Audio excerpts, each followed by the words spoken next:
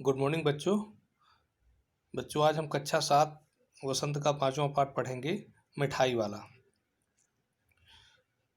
बच्चों, आपने बहुत सारे फेरी वालों को देखा होगा जो आपके घरों के आसपास, गांव के आसपास, मोहल्ले के आसपास आकर के कुछ न कुछ चीज़ें बेचते रहते हैं। कोई फल बेचता है, कोई सब्जी बेचता है, कोई आइसक्रीम बेचता है। तो क्या आपने कभी सोचा है कि ये जो फेरी वाले हैं, इनकी वास्तविक स्थिति क्या है, इनकी आर्थिक स्थिति क्या है, कि क्या ये सच में गरीब हैं? और अगर गरीब हैं तो ये कितना कमा लेते होंगे? अन्य बहुत सारे प्रश्न आपके मन में आते होंगे इनकी स्थिति के बारे में जानने के लिए, कि आखिर प्रतिदिन क्यों आते हैं, कहाँ से आते हैं, वापस कहाँ जाते हैं, आदि। तो इस पाठ में इसी एक फेरी वाले की चर्चा की गई है, और इस पाठ में हम जानेंगे कि आखिर फेरी वाले की ज़िंदगी क्या होती है और किन परिस्थितियों में आकर के उनको ये फेरी वाला काम करना पड़ता है। क्या सच में वे गरीब सभी होते हैं या किसी की अन्य कोई मजबूरी होती है यह काम करने के लिए? आइए जानते हैं। बहुत ही मीठे स्वरों के साथ वह गलियों में घूमता हुआ कहता, बच्चों को बहलाने वाला, खिलौने वाला। इस अधूरे वाक्य को वह ऐसे विचित्र किंतु मादक मधुर ढंग से गाकर कहता कि सुनने वाले एक बार अस्थिर हो उठते। उसके स्नेहाभिषिक्त कंठ से फूटा हुआ गान सुनकर निकट के मकानों में हलचल मच जाती। छोटे छोटे बच्चों को अपनी गोद में लिए युवतियां चिकों को उठाकर छज्जों पर नीचे झांकने लगती। गलियों और उनके अंतर्व्यापी छोटे छोटे उद्यानों में खेलते हुए और इठलाते हुए बच्चों का झुंड उसे घेर लेता, और तब वह खिलौने वाला वहीं बैठकर खिलौने की पेटी खोल देता। तो इस पैराग्राफ में हमने जाना कि एक कोई खिलौने वाला है, वो गा करके बेचता है। गाता क्या है? बच्चों को बहलाने वाला, खिलौने वाला। इस पैराग्राफ में कुछ कठिन शब्द हैं, जान लेते हैं। उसका जो स्वर था कैसा था? मादक मधुर। मादक माने भावयुक्त यानी नशीला, जिससे आदमी मोह हो जाए, और दूसरा मधुर यानी मीठा। एक शब्द है स्नेहाभिषिक्त। स्नेहाभिषिक्त मतलब स्नेह से अभिषिक्त, यानी स्नेह माने प्रेम, अभिषिक्त मतलब भीगा हुआ, प्रेम से भीगा हुआ। फिर है एक शब्द चिक। युवतियाँ चिकों को उठाकर, चिक माने होता है पर्दे, पर्दों को उठाकर छज्जों पर से नीचे झाँकती। छज्जे आप समझ सकते हो, छत के जो छज्जे होते हैं। और गलियों और उनके अंतर्व्यापी। अंतर्व्यापी का मतलब होता है अंदर व्याप्त, यानी गलियों के अंदर मौजूद छोटे छोटे बगीचे।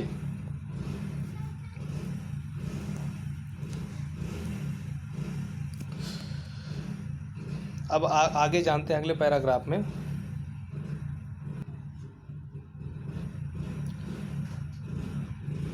बच्चे खिलौने देखकर पुलकित हो उठते। वे पैसे लाकर खिलौने का मोल भाव करने लगते। पूछते, इचका दाम क्या है? और इचका। खिलौने वाला बच्चों को देखता और उनकी नन्ही नन्ही उंगलियों से पैसे ले लेता, और बच्चों की इच्छानुसार उन्हें खिलौने दे देता।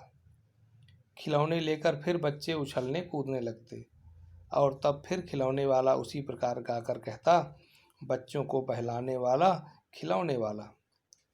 सागर की हिलोर की भांति उसका यह मादक गान गली भर के मकानों में इस ओर से उस ओर तक लहराता हुआ पहुंचता, और खिलौने वाला आगे बढ़ जाता।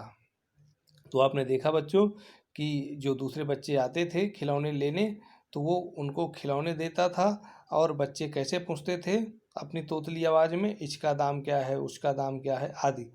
और वो खिलौने वाला क्या करता था कि उन बच्चों को खिलौने बेचता था और आगे बढ़ जाता था। लेकिन आखिर इसमें खास बात क्या है? दूसरे फेरी वाले भी आते हैं, सामान बेचते हैं, चले जाते हैं, लेकिन उसके बेचने में और दूसरे फेरी वालों के बेचने में एक अंतर है।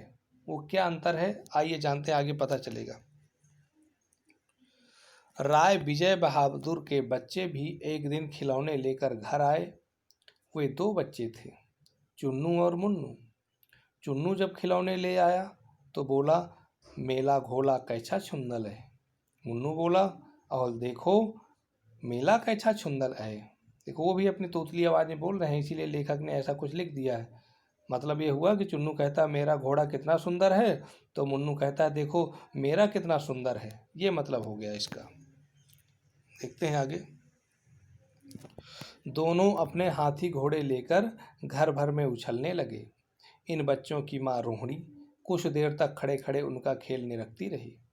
अंत में दोनों बच्चों को बुलाकर पूछा, अरे ओ चुन्नू मुन्नू, ये खिलौने तुमने कितने में लिए हैं? मुन्नू बोला, 2 पैसे में, खिलौने वाला दे गया है। रोहिणी सोचने लगी, इतने सस्ते कैसे दे गया है, कैसे दे गया है, यह तो वही जाने, लेकिन दे तो गया ही है, इतना तो निश्चय है। एक जरा सी बात ठहरी, रोहिणी अपने काम में लग गई। फिर कभी उसे इस पर विचार करने की आवश्यकता ही भला क्यों पड़ती। तो मैंने आपसे कहा था कि इस खिलौने वाले के बेचने के तरीके में और दूसरे फेरी वालों के बेचने के तरीके में एक अंतर था। वो ये था कि दूसरे फेरी वाले हमेशा सोचते थे कि उनका लाभ हो, कुछ ना कुछ, किसी चीज़ को तभी बेचते थे जब लाभ हो, और यह खिलौने वाला लाभ के बारे में नहीं सोचता था। तभी तो इतने सस्ते खिलौने दे गया था चुन्नू मुन्नू को, और इसीलिए रोहिणी को आश्चर्य भी हुआ था। लेकिन बात रोहिणी के लिए छोटी सी थी कि चलो हो गया, कोई कारण हो दे गया हो, रोहिणी को पता नहीं चला और वो भूल गई। लेकिन भूल तो गई, लेकिन वो बात एकाएक 6 महीने बाद उनको फिर याद आ जाती है। एक घटना घटती है। आखिर वो कौन सी घटना थी कि 6 महीने बाद उस खिलौने वाले की याद उस रोहिणी को आ जाती है। देखते हैं आगे। 6 महीने बाद नगर भर में 2-4 दिनों से एक मुरली वाले के आने का समाचार फैल गया। लोग कहने लगे, भाई वाह, मुरली बजाने में वह ही एक उस्ताद है। मुरली बजाकर गाना सुनाकर वह मुरली बेचता भी है, सो भी 2-2 पैसे में। अब भला इसमें उसे क्या मिलता होगा, मेहनत भी तो ना आती होगी। एक व्यक्ति ने पूछ लिया, कैसा है वह मुरली वाला, मैंने तो उसे नहीं देखा। तो दूसरा कहता है, उत्तर मिला, उम्र तो उसकी अभी अधिक ना होगी, यही 20-30-32 का होगा, यानी 30-32 वर्ष का होगा। दुबला पतला गोरा युवक है, बीकानेरी रंगीन साफा बांधता है, यानी राजस्थानी है वो। वही तो नहीं है जो पहले खिलौने बेचा करता था, पहले ने पूछा। तो दूसरे ने कहा, क्या वो पहले खिलौने भी बेचा करता था? तो बच्चों आप समझ गए होंगे कि लोगों को शंका होने लगी कि ये जो मुरली वाला आया है ये वही है जो पहले खिलौने बेचा करता था, क्योंकि उसके बेचने का तरीका और बच्चों को सस्ते में मुरली बेच देने का तरीका वही था जो खिलौने वाले का था। इसीलिए लोगों को शक होने लगा। लेकिन ये शक यकीन में कैसे बदलता है, आगे जानते हैं। तो पहला कहता है, हाँ, जो आकार प्रकार तुमने बतलाया उसी प्रकार का वह भी था, यानी खिलौने वाला था। तो दूसरा कहता है, हाँ वही होगा, पर भाई है वह एक उस्ताद, उस्ताद मतलब कलाकार। प्रतिदिन इसी प्रकार उस मुरली वाले की चर्चा होती। प्रतिदिन नगर के प्रत्येक गली में उसका मादक मृदुल स्वर सुनाई पड़ता, बच्चों को बहलाने वाला मुरलिया वाला। रोहिणी ने भी मुरली वाले का यह स्वर सुना, तुरंत ही उसे खिलौने वाले का स्मरण हो आया।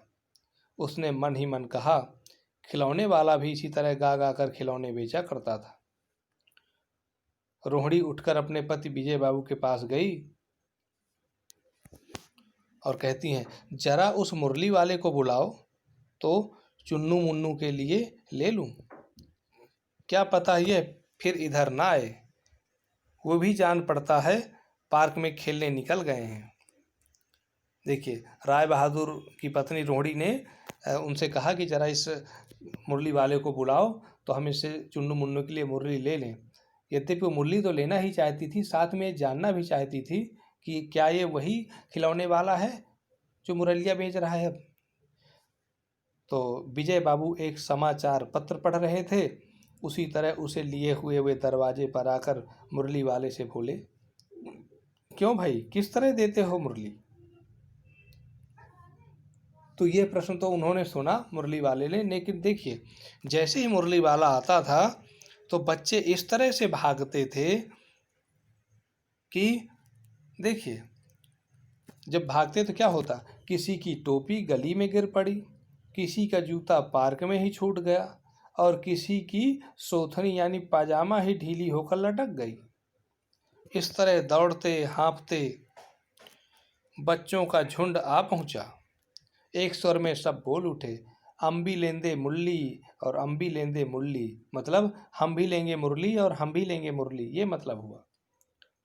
मुरली वाला हर्ष गदगद हो उठा, बोला सबको देंगे भैया, लेकिन जरा रुको, ठहरो, एक एक को देने दो, अभी इतनी जल्दी हम कहीं लौट थोड़े ही जाएंगे, बेचने तो आए ही हैं, और है भी इस समय मेरे पास एक दो नहीं पूरी 57। हाँ बाबूजी, क्या पूछा था आपने, कितने में दी हैं? दी तो वैसे 3-3 पैसे के हिसाब से हैं, पर आपको 2-2 पैसे में ही दे दूंगा। यानी मुरली कितने की बेचता था वो? 3-3 पैसे की बेचता था, लेकिन विजय बाबू से उसने कहा कि हम आपको 2-2 पैसे की दे देंगे। लेकिन विजय बाबू ने क्या कहा? विजय बाबू भीतर बाहर दोनों रूपों में मुस्कुरा दिए, मन ही मन कहने लगे, कैसा है, देता तो सबको इसी भाव से है, पर मुझ पर उल्टा एहसान लाद रहा है। फिर बोले, तुम लोगों की झूठ बोलने की आदत होती है, देते होगे सभी को 2-2 पैसे में, पर एहसान का बोझा मेरे ही ऊपर लाद रहे हो। तो बच्चों आपने तो ये सुना होगा, तमाम दुकान वाले कहा नहीं करते, आप दुकान वाले के पास जाएं तो कह देंगे कि ये सामान हम सबको 12 रुपए में दे रहे हैं, आपको 10 रुपए में दे देंगे। ये आदत होती है दुकान वालों की। इसीलिए विजय बाबू ने यह आरोप उस मुरलिया वाले के ऊपर लगा दिया कि देते सबको 3 पैसे की होगी, लेकिन मुझे 2 पैसे की कह करके एहसान लाद रहे हो। लेकिन सच्चाई क्या थी ये आगे पता चलेगा। मुरली वाला एकदम अप्रतिभ हो उठा, अप्रतिभ हो उठा मतलब परेशान हो गया, परेशान हो उठा। बोला, आपको क्या पता बाबूजी कि इनकी असली लागत क्या है? यह तो ग्राहकों का दस्तूर होता है कि दुकानदार चाहे हानि उठाकर चीज़ क्यों न बेचे, पर ग्राहक यही समझते हैं कि दुकानदार मुझे लूट रहा है। आप भला काहे को विश्वास करेंगे, लेकिन सच पूछिए तो बाबूजी, असली दाम 2 ही पैसा है। आप कहीं से 2 पैसे में ये मुरली नहीं पा सकते। मैंने तो पूरी 1000 बनवाई थी, तब मुझे इस भाव पड़ी है। देखिए मुरली वाला भी अपनी जगह सही कह रहा है कि अगर किसी दुकान से आप सामान लेने जाते हो, अगर वो घाटे में भी आपको सामान देता है तो प्रत्येक ग्राहक को लगता है कि वो उसे ठग रहा है, और ऐसा ही विजय बाबू को भी लग रहा था। और ये बात मुरली वाले ने कही और कहा भी कि 2 पैसे की ही सब जगह मिल सकती हैं, ऐसा कठिन है, क्योंकि मैंने 1000 बनवाई थी, तभी मुझे 2 पैसे में दे सकता हूँ मैं। बहरहाल विजय बाबू बोले, अच्छा मुझे ज़्यादा वक्त नहीं है, जल्दी से 2 ठो निकाल दो। 2 मुरलियाँ लेकर विजय बाबू फिर मकान के भीतर पहुंच गए। मुरली वाला देर तक उन बच्चों के झुंड में मुरलियाँ बेचता रहा। उसके पास कई रंग की मुरलियाँ थीं। बच्चे जो रंग पसंद करते, मुरली वाला उसी रंग की मुरली निकाल देता और क्या कहता, ये बड़ी अच्छी मुरली है, तुम यही ले लो बाबू। राजा बाबू, तुम्हारे लायक तो बस यह है। हाँ भैया, तुमको वही देंगे, ये ले लो। तुमको वैसी न चाहिए यह, मतलब यहाँ पे वो सारी चीज़ें लिखी हैं इस पैराग्राफ में कि वो बेचते वक्त बच्चों से क्या क्या बातें करते थे, वही सब कुछ लिखा हुआ है। अब देखिए आगे क्या कहते हैं बच्चों से, नारंगी रंग की है, अच्छा वही ले लो। दूसरे से कहते हैं, ले आए पैसे, अच्छा ये ले लो, तुम्हारे लिए मैंने पहले से ही ये निकाल रखी थी, तुमको पैसे नहीं मिले, तुमने अम्मा से ठीक तरह मांगे ना होंगे। धोती पकड़कर पैरों में लिपटकर अम्मा से पैसे मांगे जाते हैं बाबू। हाँ फिर जाओ, अब की बार मिल जाएंगे। दुयन्नी है तो क्या हुआ, ये लो पैसे वापस लो, ठीक हो गया ना हिसाब, पैसे मिल गए। देखो मैंने तरकीब बताई, अच्छा अब तो किसी को नहीं लेना है, सब ले चुके हैं। तुम्हारी माँ के पास पैसे नहीं हैं, अच्छा तुम भी यह लो। अच्छा अब तो मैं चलता हूँ, इस तरह मुरली वाला फिर आगे बढ़ गया। तो इस पैराग्राफ में हम ये जान सके कि मुरली वाला बच्चों से बड़े प्रेम से बात करता था। दूसरा, अगर किसी के पास पैसे कम होते थे तो भी वो उसे लौटाता नहीं था, उसे मुरली दे देता था। और कुछ बच्चे तो ऐसे थे कि पैसे नहीं होते थे, गरीब होते थे, या घर में मम्मी डांट देती थी तो उनको नहीं रहते थे पैसे, तो मुरली वाला उनको भी खाली हाथ नहीं लौटाता था, उनको भी मुरली दे देता था। यही खास बात थी उस खिलौने वाले की, मुरली वाले की। अब आगे जानते हैं।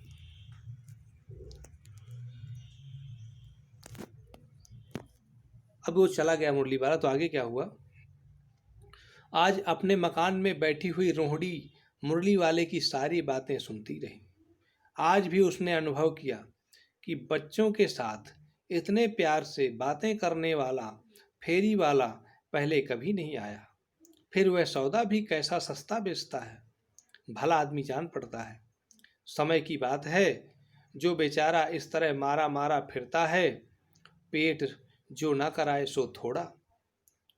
अर्थात ये गरीब है, अच्छा आदमी है, लेकिन गरीबी के चलते ये धंधा कर रहा है फेरी वाले का, ऐसा रोहिणी ने मान लिया। बहरहाल इसी समय मुरली वाले का छीण स्वर, छीण मतलब कमजोर, छीण स्वर दूसरी निकट की गली से सुनाई पड़ा। बच्चों को बहलाने वाला मुरलिया वाला। रोहिणी इसे सुनकर मन ही मन कहने लगी, और स्वर कैसा मीठा है इसका। बहुत दिनों तक रोहिणी को मुरली वाले का वह मीठा स्वर और उसकी बच्चों के प्रति वे स्नेह सिक्त यानी प्रेम से भरी बातें याद आती रहीं। महीने के महीने आए और चले गए, फिर मुरली वाला ना आया और धीरे धीरे उसकी स्मृति भी क्षीण होने लगी। तो बच्चों, इतना हमने पढ़ लिया, और जो शेष भाग है इसका हम आपको बाद में बताएंगे, और 8 महीने बाद क्या हुआ ये सब हम आगे जानेंगे। फिलहाल मैं आपको कुछ प्रश्न देता हूँ और उन प्रश्नों की व्याख्या भी किए देता हूँ, तो उन प्रश्नों के उत्तर आप लिख करके भेजेंगे मुझे।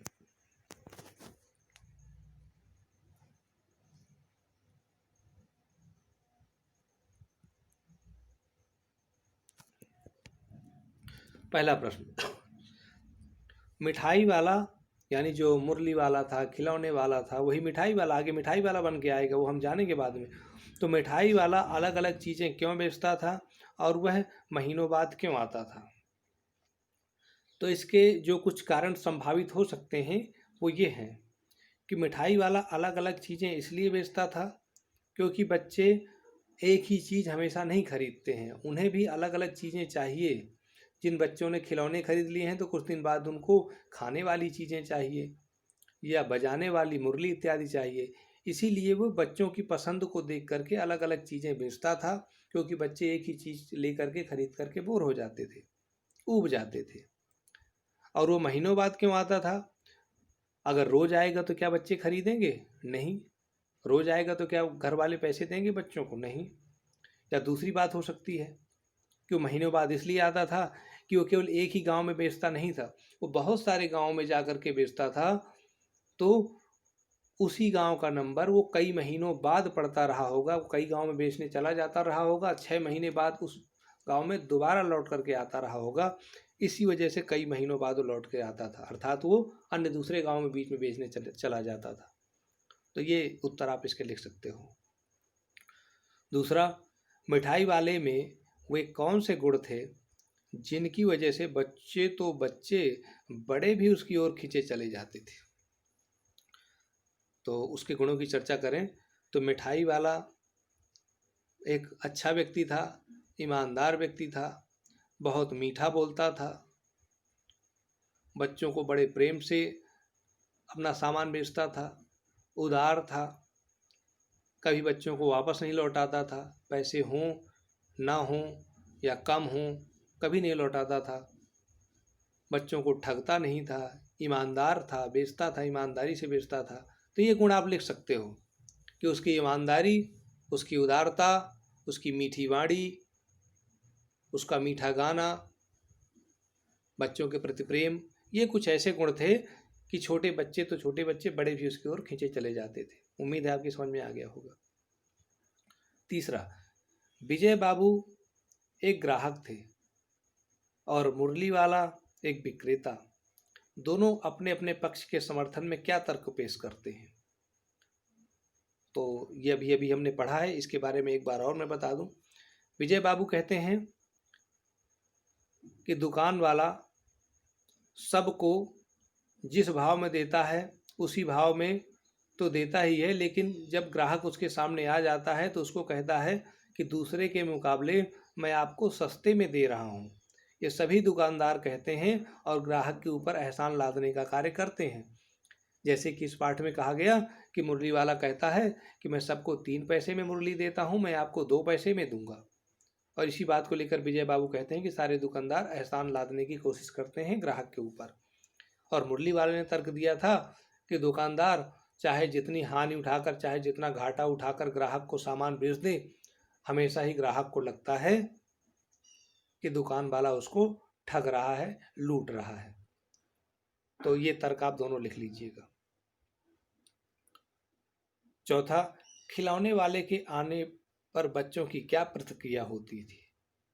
तो एक जगह हमने लिखा था कि जैसे ही खिलौने वाला आता था तो बच्चे जहाँ कहीं भी होते थे वहाँ से भाग चलते थे। घर से हो, उद्यान से हो, पार्क से हो, खेल के मैदान से हो, भागते थे। किसी की टोपी गिर जाती, किसी का जूता गिर जाता, किसी की सोथनी गिर जाती, कोई गिर जाता। इस तरीके से चिल्लाते हुए, दौड़ते हुए, भगदड़ मचाते हुए आकर के कहने लगते मुझे दे दो, मुझे दे दो, पहले मुझे दे दो। और घर से भी पैसे मांगने लगते, माँ से भी छीना झपटी करने लगते। आदि बातें आप लिख सकते हो जब खिलौने वाले के आने पर जो बच्चों की प्रतिक्रिया होती थी। और पांचवा, रोहिणी को मुरली वाले के स्वर से खिलौने वाले का स्मरण क्यों हो आया?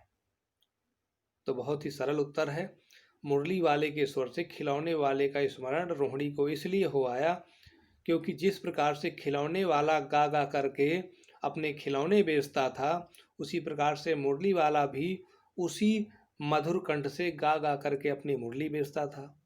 एक कारण। दूसरा कारण, जिस प्रकार से खिलौने वाला सभी बच्चों को सस्ते खिलौने बेचता था और किसी बच्चे को वापस नहीं लौटाता था, यहाँ तक कि फ्री में भी दे देता था, मुफ्त में भी दे देता था, उसी तरीके से मुरली वाला भी किसी बच्चे को वापस नहीं लौटाता था। पैसे होने अथवा ना होने या कम होने के बावजूद भी वह किसी बच्चे को वापस नहीं लौटाता था और मुरली दे देता था। तो यही वो 2 कारण थे जिससे रोहिणी को खिलौने वाले का स्मरण हो आया मुरली वाले को देख करके। तो इन 5 प्रश्नों के उत्तर जो मैंने व्याख्या किया है, और अगर आपको भी कुछ इसमें जोड़ना घटाना है तो आप अपने तरीके से लिख सकते हैं इन 5 के उत्तर, और लिख करके उसकी फ़ोटो खींच करके मुझे अवश्य भेजिएगा ताकि मुझे पता चले कि आपकी समझ में कितना आया है। तो आज के लिए इतना ही। शेष इस पाठ को हम अगले वीडियो में पढ़ेंगे, जानेंगे, समझेंगे। तो आज के लिए बस इतना ही। इस वीडियो को देखने के लिए आपका बहुत बहुत धन्यवाद।